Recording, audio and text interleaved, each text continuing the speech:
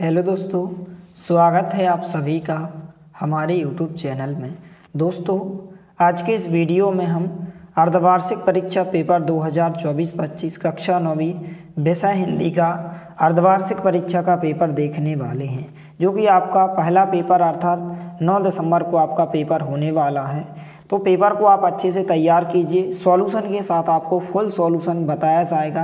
तो यहाँ पर समय जो है आपको यहाँ पर 3 घंटे का समय दिया जाएगा और पूर्णांक 75 अंक का आपका पेपर आएगा। तो जिन विद्यार्थियों ने अभी तक कुछ भी तैयारी नहीं की, वह हमारे चैनल के साथ जुड़ जाइए और इन प्रश्नों को अच्छे से तैयार कीजिए। हर एक विषय का आपका पेपर प्रोवाइड किया जाएगा। तो यहाँ पर पहला प्रश्न है जो कि आपसे विकल्प पूछे गए हैं। यहाँ पर 6 अंक में विकल्प पूछे गए हैं। सही विकल्प चुनकर लिखिए। पहला है हिंदी साहित्य का सर्वाधिक लोकप्रिय महाकाव्य है। तो आपको अभी से तैयार करते जाना है। तो यहाँ पर सर्वाधिक लोकप्रिय महाकाव्य जो होता है रामचरितमानस। यहाँ पर 2 नंबर का विकल्प इसका उत्तर होगा। दूसरा दिया गया है मेघ आय किसकी रचना है। तो मेघ आय जो है सर्वेश्वर दयाल सक्सेना की रचना है। बी नंबर का जो है 2 नंबर का विकल्प है, इसका उत्तर हो जाएगा। इसके बाद तीसरा दिया गया कामायनी है। तो कामायनी एक क्या है? महाकाव्य है। जो आ नंबर में दिया गया कामायनी एक क्या है? महाकाव्य। इसका राइट आंसर क्या होगा? महाकाव्य होगा। चौथा दिया गया है इसके बाद कांजी हाउस का चौकीदार लालटेन लेकर आता था। तो यहाँ पर किस लिए आता था? हाजिरी लेने के लिए। 2 नंबर का जो विकल्प है चौथे का उत्तर होगा हाजिरी लेने के लिए।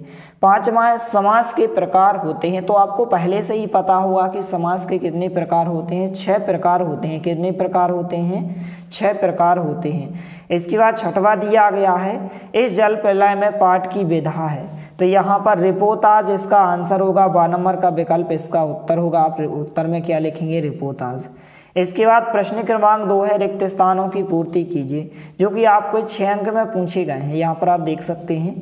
पहला है कैदी और कोयल दोनों ही हैं। तो कैदी और कोयल दोनों ही क्या हैं? गुलाम हैं। तो यहाँ पर जो दूसरे नंबर का विकल्प दिया है गुलाम, इसका उत्तर होगा। दूसरा है खालिस्तान छंद के अंतिम वर्णों की आवृत्ति कहलाती है। तो यह क्या कहलाती है? तुक। आपको ध्यान रखना जो आखिरी में दिया गया है तुक, इसका आंसर होगा। तीसरा है करुण रस का स्थायी भाव होता है। तो जितने भी रस हैं सभी के आपको स्थायी भाव तैयार कर ही लेना है। यहाँ से एक विकल्प बनेगा ही। तो करुण रस का स्थायी भाव क्या होता है? शोक होता है। तो आपको उत्तर क्या लगाना है? शोक, जो दूसरे नंबर पर दिया गया है। चौथा है लेखिका महादेवी वर्मा के बाबा फारसी और खालिस्तान भाषा के जानकार थे। तो किस भाषा के जानकार थे? उर्दू भाषा के। किस भाषा के? उर्दू भाषा के।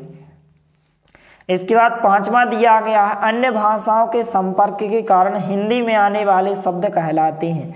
तो क्या कहलाते हैं? विदेशी शब्द क्या कहलाते हैं? विदेशी। आपको उत्तर लिखना है। 6वां है रीढ़ की हड्डी व्यथा में लिखी गई जो है यहाँ पर एक रचना है।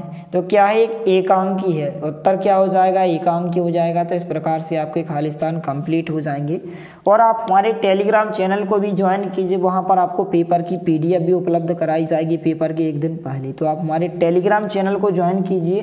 टेलीग्राम पर आपको सर्च करना है हमारे चैनल का नाम।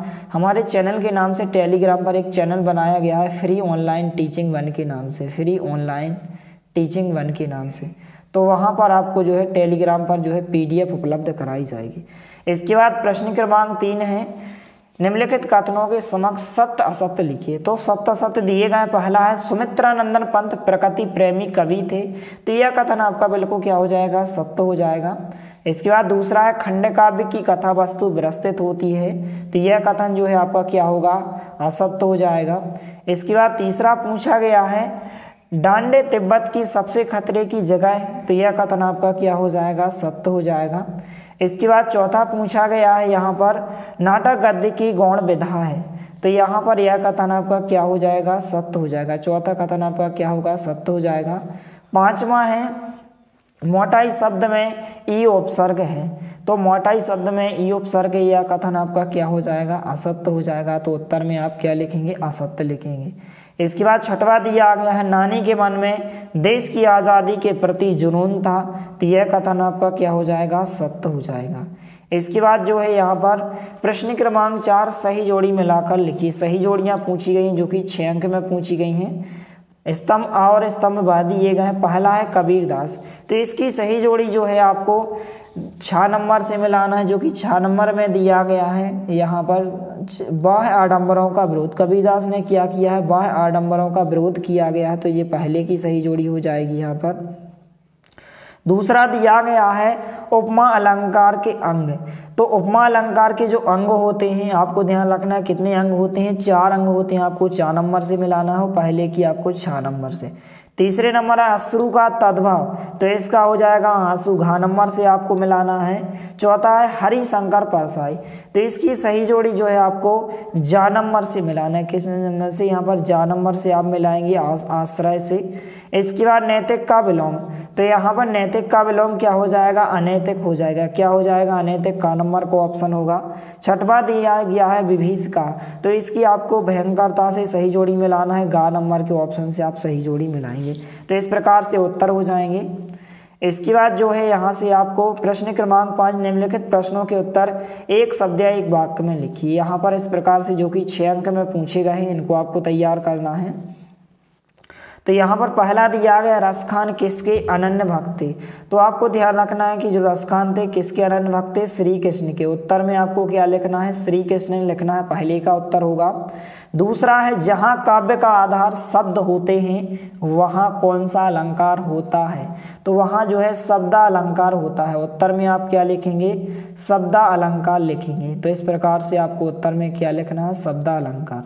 तीसरा है सालेम अली अन्य किस नाम से जाने जाते थे, तो आपको ध्यान रखना है बर्डमैन ऑफ इंडिया, तो उत्तर में आप क्या लिखेंगे, बर्डमैन ऑफ इंडिया, तो इस प्रकार से आप उत्तर में लिखेंगे बर्डमैन ऑफ इंडिया, इस प्रकार से आपको उत्तर लिखना है। इसके बाद चौथा दिया गया किसी कार्य को करने या होने का बोध कराने वाले शब्द कहलाते हैं, तो यहाँ पर उसे क्या कहते हैं, क्रिया कहते हैं, तो आपको उत्तर में क्या लिखना है, क्रिया लिखना है।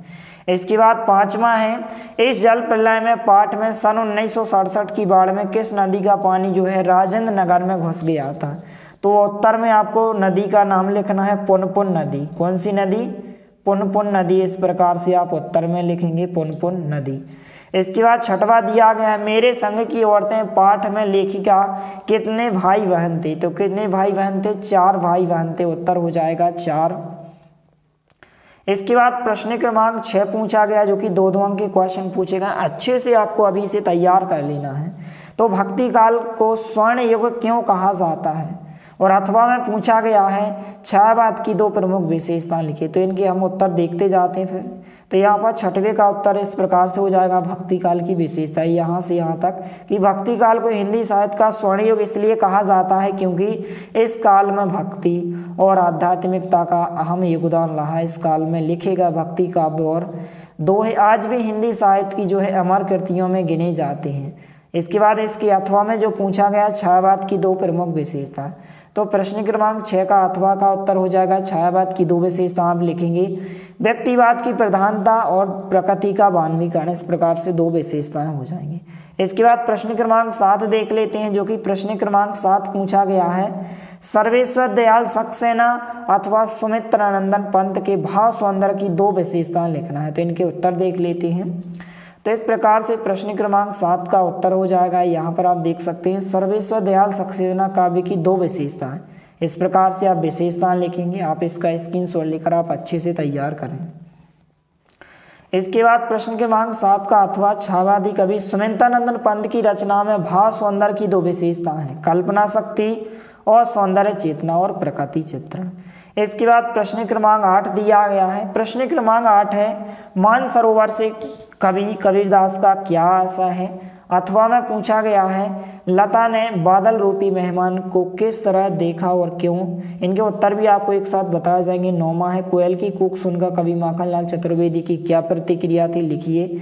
अथवा में पूछा गया है अरहर और सनई के खेत कवि को कैसे दिखाई देते हैं, तो प्रश्न क्रमांक 8 का उत्तर हो जाएगा कि मानसरोवर से कवि का आशय हृदय रूपी तालाब से जो हमारे मन में स्थित। अभी से आप तैयार करते जाइए, अच्छे से आप इसका रिवीजन कीजिए। इसके बाद यहाँ पर प्रश्न क्रमांक 8 का अथवा पूछा गया है कि लता ने जो है बादल रूपी मेहमान को किवाड़ की ओट से देखा क्योंकि वह मेघ के देर के आने के कारण व्याकुल हो रही थी तथा संकोचवश उसके सामने नहीं आ सकती थी। इसके बाद प्रश्न क्रमांक जो 9 पूछा गया है, कोयल की कूक सुनकर और अरहर सनई के खेत कवि को कैसे दिखाई देते हैं। तो यहाँ पर हम उत्तर देख लेते हैं। 10वां है रस किसे कहते हैं, रस के अंगों के नाम लिखिए अथवा में छंद की परिभाषा और उसके भेद। तो प्रश्न क्रमांक 9 है कोयल की कूक सुनकर, इसका उत्तर हो जाएगा कि कोयल की कूक सुनकर जो है कवि को ऐसा प्रतीत हुआ जैसे कि वह किसी का संदेश कूक कर कहना चाहती है। कवि कोयल से कहता है कि तुम चुप क्यों हो जाती हो, बोलकर अपना संदेश मुझे सुनाओ। इसके बाद जो है यहाँ पर प्रश्न क्रमांक 9 का अथवा का उत्तर हो जाएगा। अथवा वाला प्रश्न का उत्तर होगा अरहर और सनई के खेत कवि को सोने की किंकणियों यानी कि कारधनी के समान प्रतीत होते हैं। इस प्रकार से उत्तर होगा। प्रश्न क्रमांक 10 में रस की परिभाषा और रस के स्थायी भाव, रस के अंग लिखना है कि काव्य को पढ़ने या सुनने से जिस आनंद की अनुभूति होती है उसे रस कहा जाता है। रस के 4 अंग होते हैं, स्थायी भाव, विभाव, अनुभाव और संचारी भाव।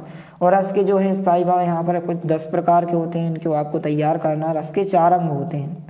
इसके बाद प्रश्न क्रमांक 10 का अथवा पूछा गया छंद की परिभाषा और छंद के प्रकार। तो हिंदी साहित्य के अनुसार अक्षरों की संख्या, गणना, मात्रा, यति और गति से संबंधित किसी विषय पर रचना को छंद कहा जाता है। छंद के अंग मात्रा, यति, गति तो गण होते, छंद के प्रकार होते मात्रिक छंद और वर्णिक छंद। इस प्रकार से आपको तैयार करना है। इसके बाद प्रश्न क्रमांक 11 जो पूछा गया है रूपक अलंकार की परिभाषा उदाहरण सहित लिखिए। अथवा में पूछा गया है काव्य किसे कहते हैं, उसके भेदों के नाम लिखिए। तो यहाँ पर सबसे पहले हम प्रश्न क्रमांक 11 का उत्तर देख लेते हैं। तो रूपक अलंकार की परिभाषा हो जाएगी कि जिस अलंकार में उपमेय और उपमान में कोई अंतर न दिखाई दे तब वहाँ रूपक अलंकार होता है। उदाहरण के लिए उदित उदय गिरि मंच पर, रघुवर बाल पतंग, विगते सत संत सरोज सब, हर्ष लोचन भ्रंग। इस प्रकार से। और यहाँ पर रूपक अलंकार के प्रकार हो जाएंगे समरूपक अलंकार, अधिक रूपक अलंकार और न्यून रूपक अलंकार। इसके बाद प्रश्न क्रमांक 11 में जो अथवा में पूछा गया है काव्य किसे कहते हैं, उसके भेदों के नाम। तो इसका उत्तर देख लेते हैं। तो यहाँ पर काव्य की परिभाषा काव्य वाक्यों का ऐसा समूह होता है जिसमें चुने हुए शब्दों के जरिए मनोवेगों और कल्पनाओं का प्रभाव डाला जाता है। ठीक है, आपको अच्छे से समझते जाना है। काव्य के 2 प्रमुख भेद होते हैं, दृश्य काव्य और श्रव्य काव्य। इसके बाद यहाँ पर प्रश्न क्रमांक 11 का जो अथवा का उत्तर हो जाएगा। इसके बाद प्रश्न क्रमांक 12 देख लेते हैं। प्रश्न क्रमांक 12 पूछा गया कहानी विधा का संक्षिप्त परिचय लिखिए। अथवा में पूछा गया एकांकी विधा की 2 विशेषताएं आपको लिखना है। तो प्रश्न क्रमांक 12 का उत्तर देख लेते हैं। तो प्रश्न क्रमांक 12 का उत्तर इस प्रकार से हो जाएगा। आपको यहाँ से यहाँ तक अच्छे से तैयार करना है, तो फटाफट आप स्क्रीनशॉट लेते जाइए। प्रश्न क्रमांक 12 के अथवा का उत्तर हो जाएगा एकांकी की 2 विशेषताएं। एक अंक वाले नाटक को एकांकी कहते हैं। एकांकी आकार में छोटी होती है, यह लगभग आधे घंटे में समाप्त हो जाती है। इसके बाद प्रश्न क्रमांक 13 का अथवा वाला प्रश्न का उत्तर देख लेते हो। प्रश्न क्रमांक 13 है राहुल साकर्त्यायन अथवा हरिशंकर परसाई की भाषा शैली और 2 विशेषताएं लिखिए।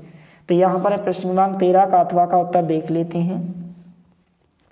तो प्रश्न क्रमांक 13 के अथवा वाले प्रश्न का उत्तर हो जाएगा यहाँ से लेकर यहाँ तक आपको 2 विशेषताएं तैयार करनी है। तो फटाफट आप स्क्रीनशॉट ले सकते हैं। इसके बाद यहाँ पर प्रश्न क्रमांक 14 जो पूछा गया, सबसे पहले आप प्रश्न देख लीजिए। प्रश्न क्रमांक 14 पूछा गया है कि 2 बैलों की कथा पाठ में बैलों के माध्यम से कौन से नीति विषयक मूल्य उभर कर आए हैं, लिखिए। अथवा में पूछा गया है तिब्बत यात्रा के दौरान लेखक राहुल साकर्त्यायन की किन कठिनाइयों का सामना करना पड़ा, लिखिए। तो प्रश्न क्रमांक 14 का उत्तर देख लेते हैं। तो यहाँ पर जो है प्रश्न क्रमांक 14 का उत्तर हो जाएगा। फटाफट आप स्क्रीनशॉट लेते जाइए, यहाँ से यहाँ तक इस प्रकार से उत्तर हो जाएगा। प्रश्न क्रमांक 14 के अथवा वाले प्रश्न का उत्तर इस प्रकार से आपको 2 या 3 विशेषता आपको लिखना है। इसके बाद प्रश्न क्रमांक 15 महादेवी वर्मा जो है उर्दू फारसी क्यों नहीं सीख पाई, लिखिए। अथवा में पूछा गया कि आज की उपभोक्तावादी संस्कृति हमारे दैनिक जीवन को किस प्रकार प्रभावित कर रही है।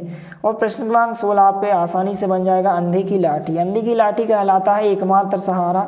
इसका मुहावरा आप बनाएंगे। तो श्रवण कुमार अपने माता पिता के लिए अंधे की लाठी थे। टेढ़ी खीर कठिन कार, तो यहाँ पर जो होता है हिमालय पर्वत पर चढ़ना या माउंट एवरेस्ट की चढ़ाई करना एक टेढ़ी खीर है। तो इस प्रकार से आप लिखेंगे। और निपात शब्द क्या है, इसका उत्तर भी आप लिख सकते हैं। तो सबसे पहले हम प्रश्न क्रमांक 15 का उत्तर देख लेते हैं। तो यह प्रश्न क्रमांक 15 का उत्तर हो जाएगा यहाँ से लेकर आपको यहाँ तक लिखना है। तो फटाफट आप स्क्रीनशॉट लेते जाइए। अथवा में पूछा गया यहाँ से लेकर यहाँ तक होगा। प्रश्न क्रमांक इसके बाद 16 को उत्तर हमने आपको बता दिया है। प्रश्न क्रमांक 17 देख लेते हैं। तो प्रश्न क्रमांक 17 है जो कि यहाँ पर दिया गया है कि गोलंबर के पास जो है जनसंपर्क की गाड़ी क्या ऐलान कर रही थी। अथवा में पूछा गया लेखिका मृदुला गर्ग अपनी नानी से क्यों प्रभावित थी, लिखिए। और प्रश्न क्रमांक 18 संदर्भ प्रसंग व्याख्या पूछी गई, आप आसानी से कर सकते हैं। तो प्रश्न क्रमांक 17 का उत्तर इस प्रकार से हो जाएगा कि गोलंबर के पास जनसंपर्क की गाड़ी यह ऐलान कर रही थी कि भाइयों ऐसी संभावना है कि बाढ़ का पानी रात्रि से के करीब 12 बजे तक लोहानीपुर, कंकड़बाग और राजेंद्र नगर में घुस जाएगा, आप सावधान हो जाएं। इसके बाद प्रश्न क्रमांक 17 का अथवा हो जाएगा कि भारतीय लेखिका मृदुला गर्ग अपनी दादी से बहुत प्रभावित थी। अब क्यों प्रभावित थी और उनसे बहुत प्रेरणा मिली थी। उनकी दादी उनके जीवन में एक महत्वपूर्ण हस्ती थी। उन्होंने ज्ञान, पारंपरिक मूल और कहानी कहने का ज्ञान दिया, जिसने मृदुला गर्ग के विश्व दृष्टिकोण और लेखन पर गहरा प्रभाव डाला। इसके बाद प्रश्न क्रमांक 18 आपको स्वयं ही करना है। प्रश्न क्रमांक 19 में आपसे एक संदर्भ प्रसंग पूछा गया और व्याख्या पूछी गई है, इस प्रकार से अथवा का दिया गया है। प्रश्न क्रमांक 20 दिया गया जल है तो काले विषय पर एक अनुच्छेद लिखे। तो अनुच्छेद आप तैयार कर सकते हैं जो कि 3 अंक में पूछा गया है।